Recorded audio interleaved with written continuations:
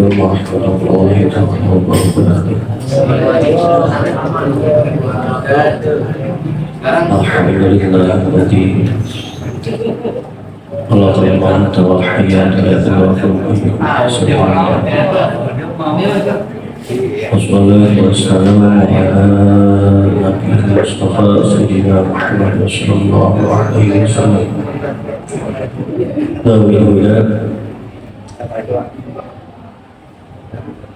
wa ala alihi wa sahbihi ma syubbihu bi abiyatil ihda ma ba'd. Allah Ta'ala fi kitabih wa asdaqul qa'ilin tabarakahu bi dhikrihi wa ta'ala bi ilawati. Bismillahirrahmanirrahim. Kullu nafsin dha'iqatul maut. Wa qala Allah idza jaa ajaluhum la yasta'khiruna wa la yastaqdimun. Idza jaa ajaluhum la yasta'khiruna sa'atan wa la yastaqdimun. Wa qala Nabi sallallahu alaihi wasallam idza mata al-adam ila sadaqatin jariyatin wa ilmun yuntafi'u bihi wa walidin shalihin lahu. Yang saya hormati Bita Majlis Ta'lim, mudah-mudahan guru kita semoga diberikan ilmu yang bermanfaat, istiqomahkan dalam agamanya, diberikan kesehatan jasmani dan rohaninya, dan semoga kita semua sebagai muridnya diberikan ilmu yang manfaat. Dan juga yang saya hormati para kesepuhan, wabil khusus Bapak Selamat Nur, mudah-mudahan kita doakan orang tua kita semoga dipanjangkan umurnya dengan berbarokah dan hikmah, dan semoga semuanya yang hadir di sini termasuk menjamaah al ulama zadallahu ilma, orang yang berkumpul dalam satu majlis dengan adanya seorang ulama, Allah memberikan ilmu kepada mereka. Amin ya Allah ya rabbal alamin. Alhamdulillah, puji syukur kehadirat Allah Rabbi yang telah memberikan kita beribu-ribu nikmat, juta-juta nikmat yang tidak terhitung dari kita lahir sampai nanti ketika kita meninggal. Begitu pula setelah meninggal. Yang terutama nikmat yang paling luar biasa adalah nikmat iman Islam, yang dimana nikmat tersebut adalah pokok daripada inti kehidupan manusia. Ketika hidup di dunia, yang terpenting adalah iman dan Islam yang nanti akan dipertanggungjawabkan di akhirat. Salawat beserta salam semoga tercurahkan kepada Nabi kepada junjungan baginda Rasulullah sallallahu alaihi wasallam beserta sahabatnya, keluarganya, dan kita beserta umatnya. Mudah-mudahan kita semua mendapatkan syafaat di yaumil qiyamah. Amin ya Allah.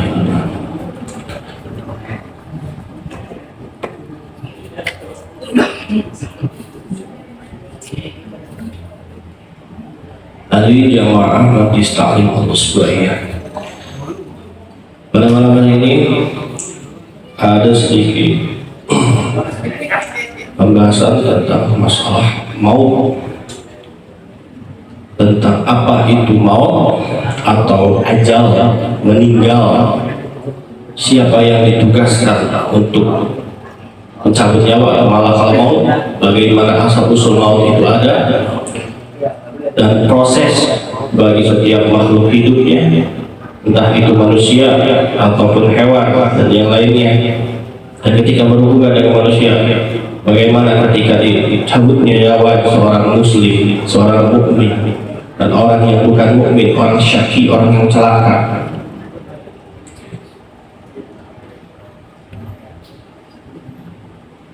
Sebagaimana ketika Allah berfirman dalam Al-Quran, kullu nafsin dha'iqatul maut. Ada yang menafsirkan kullu nafsin, setiap yang bernafas, kullu nafsin, setiap yang mempunyai jasad, yang mempunyai anggota tubuh, dha'iqatul maut, maka pasti dia akan bertemu dengan namanya kematian. Adapun kematian sendiri, ada cerita tentang bagaimana Allah menciptakan maut. Innallaha khalaqal maut bi suwatil kibshi. Allah menciptakan maut dirupakan, diseumpamakan dengan seekor kibas. Kibas itu kambing yang kalau di Indonesia mungkin kayak kambing Garut gitu ya, tampuknya gede gitu.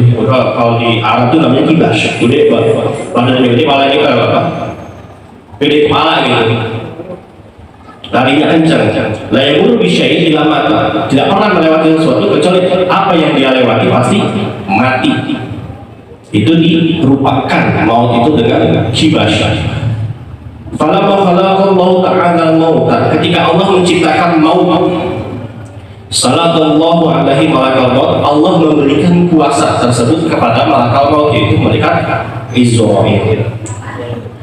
Namun sebelum itu terjadi, Allah mengumpulkan seluruh malaikat. Setelah para malaikat kumpul semuanya, ditunjukkan sama Allah, hei para malaikat, lihat apa yang ada di depanmu adalah maut. Pada mantau ilaihi malakal fakhru wa ghasyiyah. Setelah para malaikat yang berjumlah ribuan melihat bentuk maut tersebut, faghsyiyah, semuanya termenung, diam, bahkan sampai 1 tahun saking takutnya melihat wujud maut tersebut. Di waktu maut diciptakan oleh Allah, saking takut 1000 tahun malaikat ngelamun, takut melihat wujud maut tersebut. Setelah lama 1000 tahun Allah merupakan lagi, Rabbana akhalaqta a'dhamu min hadzal khalq. Kata malaikat, ya Allah, apakah Engkau menciptakan sesuatu yang lebih seram daripada ini? Allah Ta'ala anna khalaqtuhu wa anna a'dhamu minhu. Aku menciptakan maut dan aku membuat dia terlihat seperti ini, hebat seperti ini, menyeramkan seperti Allah. Allah menciptakan maut dan disengaja diciptain dengan bentuk seperti ini.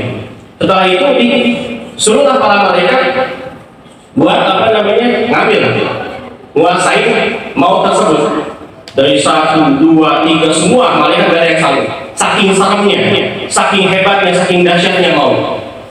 Setelah semua bergulir, Allah merintahkan kok, ya Israil, khudhu faqad sallallahu alaihi. Wahai Israil, coba nih ambil wujud maut tersebut. Aku memberikan kuasa kepadamu tentang kematian. Gimana apa malaikat Israil langsung ambil? Enggak sanggup. Bahkan malaikat Israil dulu sebelum Allah memberikan kuasa kepadanya, bi ayyi quwwatin akhiru, ya Allah, bagaimana saya punya kekuatan supaya bisa ambil maut tersebut?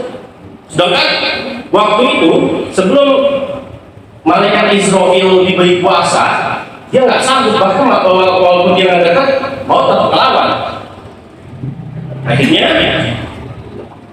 fa'atahu Allahu quwwatan tsumma akhadahu fasakana kayyahu. Allah memberikan kekuatan sama malaikat Israil supaya bisa menguasai semua. Kalau dicontohin kayak gini, pajak, si pajak kita jadiin pawang macan. Sebelum jadi pawang macan, si pajak, orang biasa sekarang ini kita suruh datang ke kandang macan, kira-kira sanggup gak?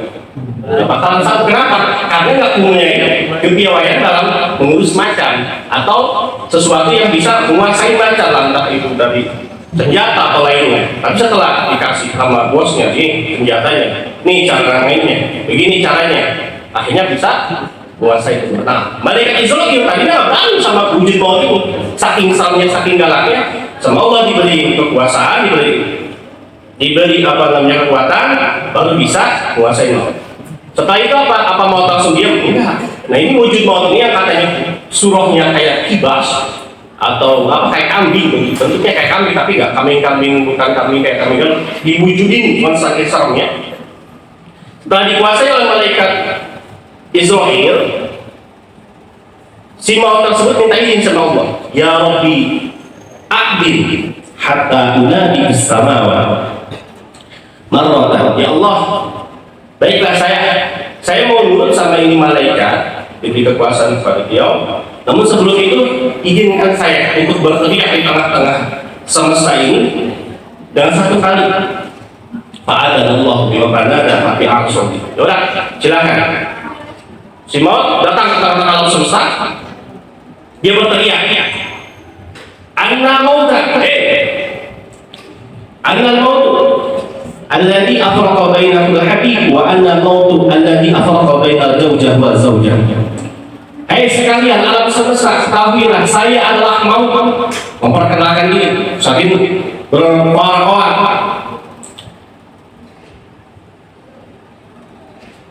Alladzi afraqa bainal habib, saya adalah sesuatu yang akan memisahkan antara orang yang dikasihi dan orang yang mengasihi, antara kekasih dan kekasihnya, antara habib dan habibahnya. Wa anal mautu, aku adalah maut. Alladzi afraqa bainal zawj wa zawjah, aku akan memisahkan antara suami dan istri, istri dan suami. Annal mauta alladzi afraqa bainal banat wal ummahat, aku adalah maut yang akan memisahkan antara ibu dan anak, antara anak dan bapak. Wa anal mauta alladzi afraqa bainal akhi wal ikhwat, aku adalah maut yang akan memisahkan di antara kalian, saudara perempuan dan saudara laki-laki. Wa anal mauta alladzi akhrabat dur wal qusur, aku yang mematahkan kekuasaan, aku yang akan menghancurkan apa yang tidak bisa dihancurkan ketika kamu berdiri di alam dunia. Wa anal mauta alladzi a'marul qubur, aku adalah orang yang aku adalah wujud yang akan menjadikan kamu sebagai penghuni rakyat daripada penghuni alam kubur. Wa mauta alladzi atlabakum wa adlakum wa kuntum bil buruj musarrah, aku adalah maut yang akan mencari kalian, menemukan kalian sekalipun kalian bersembunyi di manapun, di tempat terpencil sekalipun. Layak kalau makhluk tidak ada yang makhluk akan terhindar ketika bertemu di waktu ajalnya. Jadi sebelum maut diberikan kekuasaan kepada malaikat Israfil, bisa sembahku dalam semesta. Nah ini perkataan ini nanti bakal malaikat Israfil sendiri bakal teriak, oh ternyata ini yang dulu diomongin sama maut itu. Malaikat Israfil dia yang paling terakhir dicabut nyawanya dengan izin Allah. Mencabut nyawanya sendiri, ada yang bilang sama Allah langsung diperintahkan hilanglah nyawanya. Ada yang itu, ada yang berpendapat bahwa malaikat Israfil sendiri yang cabut nyawanya. Saking sakitnya dia nyesel. Wah kalau tahu gini nggak bakal kencang-kencang waktu dulu ini. Itu tentang asal usul daripada penciptaan maut. Jadi maut itu wujud atau akal, cuman kekuasaan itu diberikan kepada malaikat Israfil. Bagaimana perwujudan malakal maut? Malakal maut sendiri tadi adalah mautnya, sekarang malakal maut.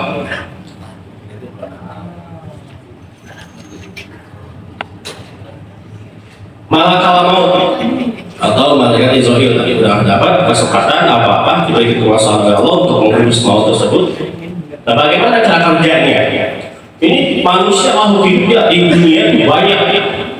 Nah, yang disebut nama malaikat itu ada yang berpendapat bahwasanya hewan, burung itu bukan tugas mereka maut, cuman ada yang namanya jadi mereka maut itu berwujudannya, jisimnya, kakinya ada di poros bumi, palanya ada di langit, di atas langit. Punya sayap 70.000 sayap, di setiap sayap itu ada aksa. Nanti dia tidur, dapat nyawa bahari. Ada yang berapa itu? Ada juga bahwasanya malaikat Israfil ini saking gedenya, saking wujudnya itu luar biasa. Di setiap sayapnya ini ada mata sama kanan, ada pematangan. Ini dari perwujudan malaikat, karena lagi lokal, tidak bisa dihitung oleh kita, hati kotor dalam hati. Di setiap sayap ini ada tangan sama mata. Di tangan sama mata ini buat nyabut, udah hitungan mata sama tangannya ini, hitungan makhluk hidup yang sampai yang akan hidup sampai akhir kiamat. Makanya diambillah, kecuali para nabi sama para rasul itu langsung malaikat Israfil sendiri yang menjadi wakil. Jadi ada anak buahnya juga gitu. Nah prosesnya perwujudan daripada malaikat Israfil pernah satu cerita di hadis Ibnu Mas'ud dan Ibnu Abbas. Anna Ibrahim alaihissalam qala ya malaikat maut arini kaifa tubidu al-fasl. Diceritakan Nabi Ibrahim pernah bertemu malaikat maut. Setelah bertemu beliau berkata, wahai malaikat maut, hari ini coba melihat kepadaku bagaimana Tubidu al-fasl itu pada kamu mencabut nyawa seorang yang tidak beriman. Bagaimana jawaban malaikat maut? Allah ya Ibrahim, lah tapi kudalika emang kamu kuat.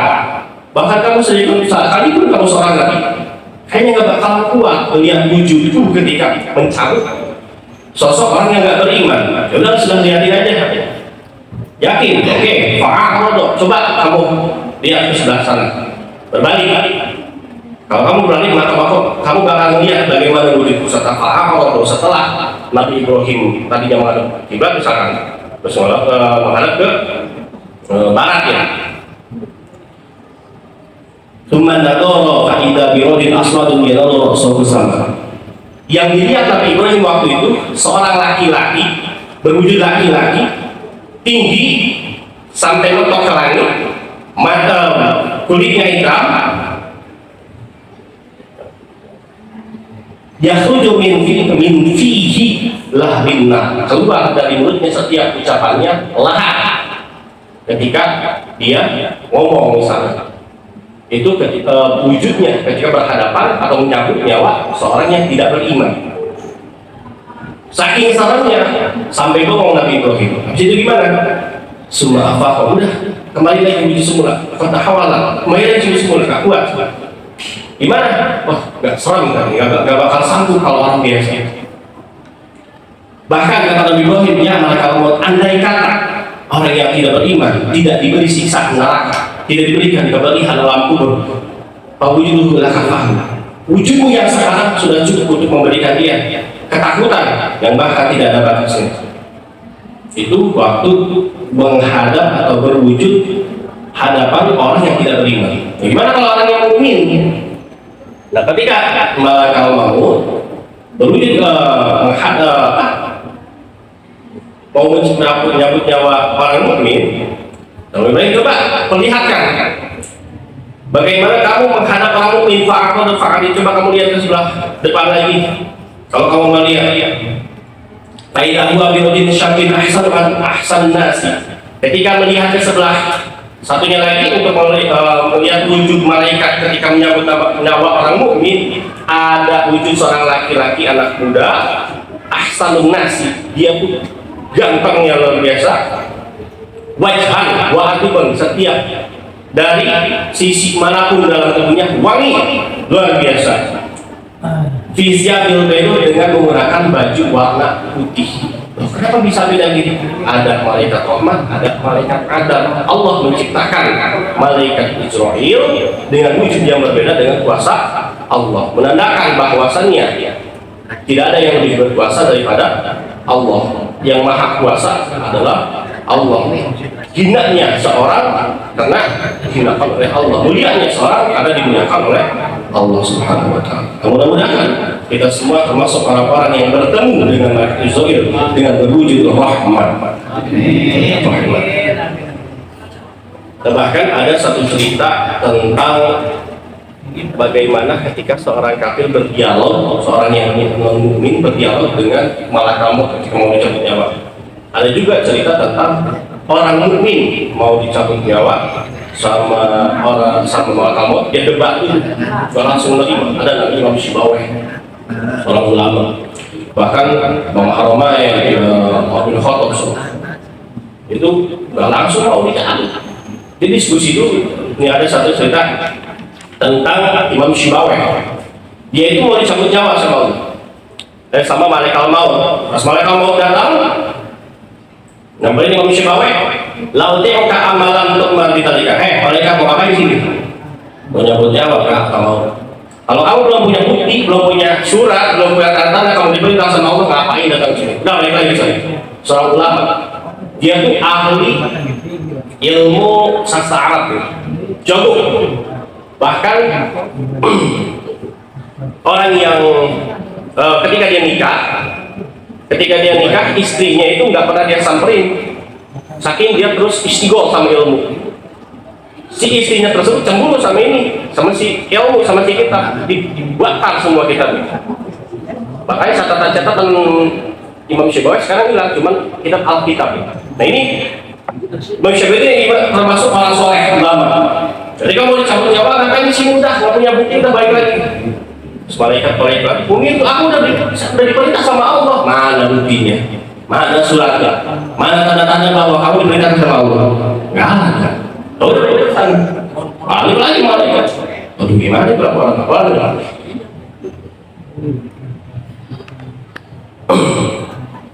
Ya Allah, ada hambamu yang mau saya cabut nyawanya atas perintahmu, tapi nggak mau. Maunya punya bukti. Ayatullah Ta'ala dijawab sama Allah, Sadaqallahu Rahil Ahmadi, maka benarlah dia. Artinya solehlah dia, berimanlah dia, mukminlah dia. Saking hebatnya ini bukan berarti dia tuh makat lama berbeda ya, bukan sombong. Jadi saking kuat iman tauhid di dalam dirinya, jangankan seorang manusia, malaikat pun dia tetap kalau nggak ada perintah dari Allah. Habis itu ya udah gini, kalau kamu pergi ke surga, ambil apel. Siba itu wangi itu apel. Sibawe itu gelar dari dia, wangi apel sibawe. Nah maka dari itu sesuai dengan namanya, malaikat Israel suruh pergi ke surga, ngambil apel. Diambillah apel, tulis Bismillahirrahmanirrahim. Di mana? Datang ke Imam Sibawi. Jadi lihat nih buktinya, saya diperhatikan sama Allah bahwa kamu waktu sekarang datang ajalmu, waktu untuk meninggalkan dunia. Tadi baca baru percaya. Kenapa nggak percaya? Siapa? Imam Syafi'i. Beliau berkata begini sama malaikat, Inna Rabbi khalaqani wa adkhalani fi jasadi. Allah, sesungguhnya Tuhanku, Allah menciptakanku dan memasukkanku ke dalam jasad ini. Walam takut anta inda dalika.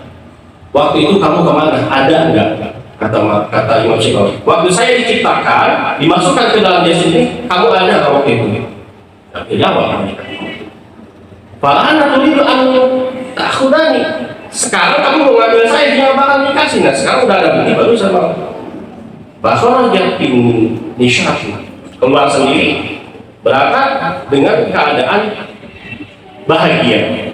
Nah ini artinya apa?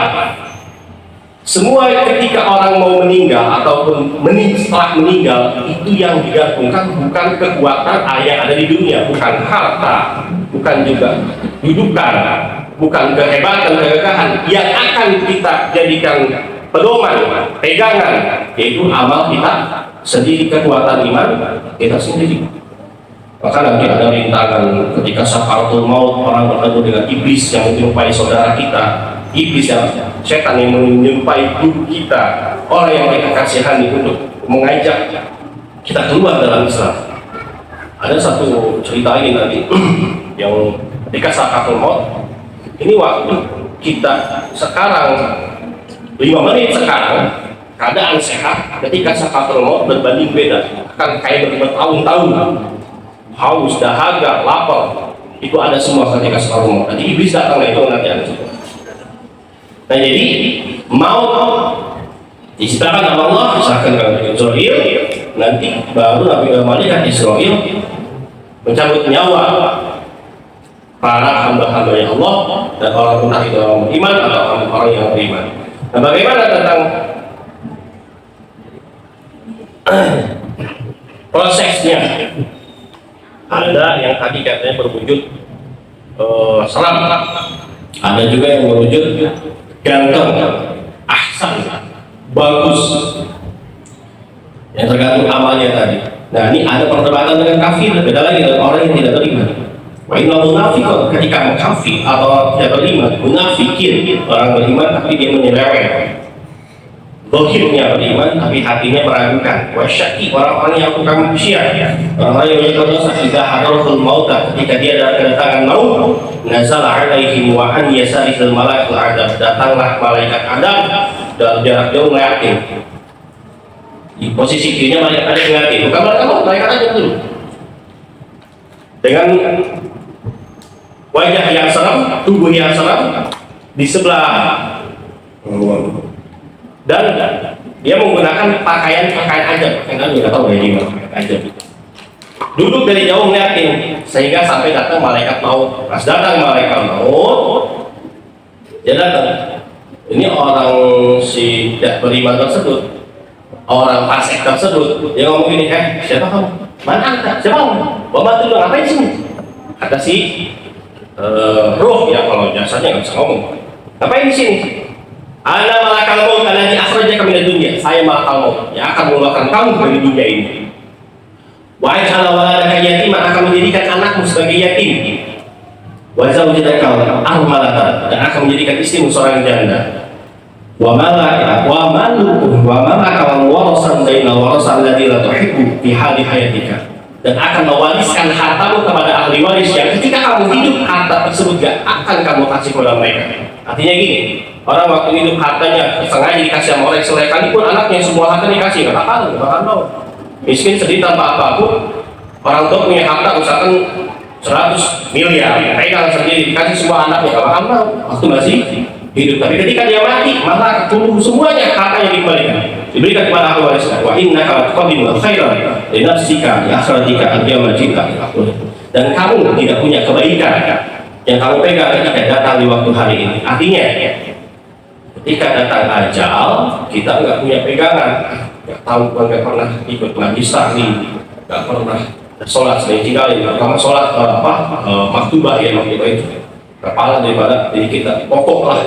Adapun sunnah ini jangan ini duduk di pengajian, duduk di majlis sedikit, ini jangan sepelein. Kayak sepele tapi semua dihitung sama mereka, nggak bakal dihapus. Ada kecuali kita membuat suatu perkara yang menghapus seperti murtad, mau tidak. Ada semua, dan ini bakal dibuktiin. Mungkin sekarang kelihatan nggak biasa. Bahkan sekalipun kita duduk di majlis taklim dengan keadaan tidur, pahala wajibnya udah dapat. Duduk di majlis taklim dengan duduknya itu udah hadir, berarti hadir majlis taklim dapat pahala wajib. Wajib lebih unggul daripada yang sunnah. Sedekah biasa, sedekah yang bukan zakat, apalagi zikir yang bukan wajib, itu duduk di majlis taklim pahalanya lebih dari semua itu. Karena wajib. Nah, ini semua dicatat. Makanya jangan sampaikan, mudah-mudahan apa yang kita lalui dari hari ke hari, dari minggu ke minggu, semua diterima oleh Allah Subhanahu wa taala. Jadi saksi ketika sahabat mau menolong, ketika kita dalam sakaratul maut. Semua bacaan, semua ini akan mensyafaati. Dari setiap huruf yang dibaca, dari setiap ayat yang kita baca akan syafaat di yaumul kiamat dan ketika sakaratul maut. Makanya kayak tadi, kalau Imam Syibawi bisa jawab malaikat, kenapa? Bukan kan dia hebat, pintar aja, bukan karena apa yang telah diamalkan, ikhlas. Oh gimana saya tahu nggak ikhlas? Jalanin, ikhlas datang sendiri. Tambahin lagi, kamu nggak punya kebaikan untuk menutupi atau membela ketika kamu dicabut nyawa ini. Tidak asal syahud khawal wajhu. Oh pas dia dengar balik kamu kuat, langsung kembali, terus kembali kuat, lihat lagi. Fayal malaikat kamu sudah dipanggil lagi, yang kembali lagi, ada lagi malaikat kamu. Fayaqul malaikat alam ta'rifni, apakah tidak ada yang memberi kabar sama kamu? Ana malaikat bahwa akan ada malaikat seperti saya yang mencabut nyawa kamu. Allati qabad ruha walaini wala, yang jelas bahwa jelas kamu itu punya orang tua. Ya punya. Siapa mati ya meninggal. Siapa yang nyabutnya? Malah kamu dari situ harus sadar bahwasanya orang tuamu meninggal, maka kamulah berikutnya. Ya walaupun kamu meninggal itu enggak agak kumpul ya, malah aja. Tapi secara gali kehidupan manusia ya. Jadi kalau orang meninggal, banyak anaknya bakal meninggal. Itu alamat wala tahu. Kamu nggak mengenal hikmah manfaat apa yang terjadi di hadapanmu, bahwasanya akan terjadi hal tersebut, nggak siap-siap artinya. Udah tahu ketika kita melihat orang meninggal di hadapan kita, kamu nggak siap-siap. Wa anta taqul al-yawma al-akhidu ruha hatta tada'u laka. Lihat sekarang hari ini akan saya cabut nyawa kamu dan menjadikan anak-anak kamu sama-sama melihat bahwasanya mereka giliran berikutnya. Itu ketika kufar, fasik, orang-orang yang enggak punya, artinya bekal ketika dia mau sakaratul maut. Makanya ketika sakaratul maut itu, ketika mau dicabut nyawa itu nih, ada yang namanya 40 hari kekosongan. Jadi ada malaikat arham, malaikat ruh. Malaikat ruh ini malaikat muwakil. Muwakil ini kan yang ngurus rizki, yang ngurus jaga badan, yang ngurus anggota tubuh. Yang intinya nanti laporan sama malaikat Israel. Tugas saya ngasih rezeki udah beres, tugas saya nulis amal udah beres, tugas saya jaga nafas. Ada malaikat nafas, ada nafas manusia diatur, ada malaikat yang menjaganya. Tugas saya sebagai pengatur nafas sudah beres. 40 hari sebelum terjadinya kematian. Setelah beres, baru ditunggu sama malaikat. Ada namanya pohon di arash yang gede, setiapnya ada tulisannya, namanya nama orangnya. Ya, misalkan Jaya, ada tulisannya. Pas 40 hari jatuh pohon, baru malaikat Israel turun bumi, dia sudah meninggal. Udah waktunya yang meninggal, waktunya kabut. Itu alamat. Nah, mudah-mudahan barokah daripada khatiban pengajian ini kita semua mendapatkan selamat di sholatul maut, selamat di dunia dan akhirat. Amin ya Allah ya rabbal alamin. Mungkin itu aja yang bisa saya berikan. Kurang lebih maaf. Assalamualaikum warahmatullahi wabarakatuh.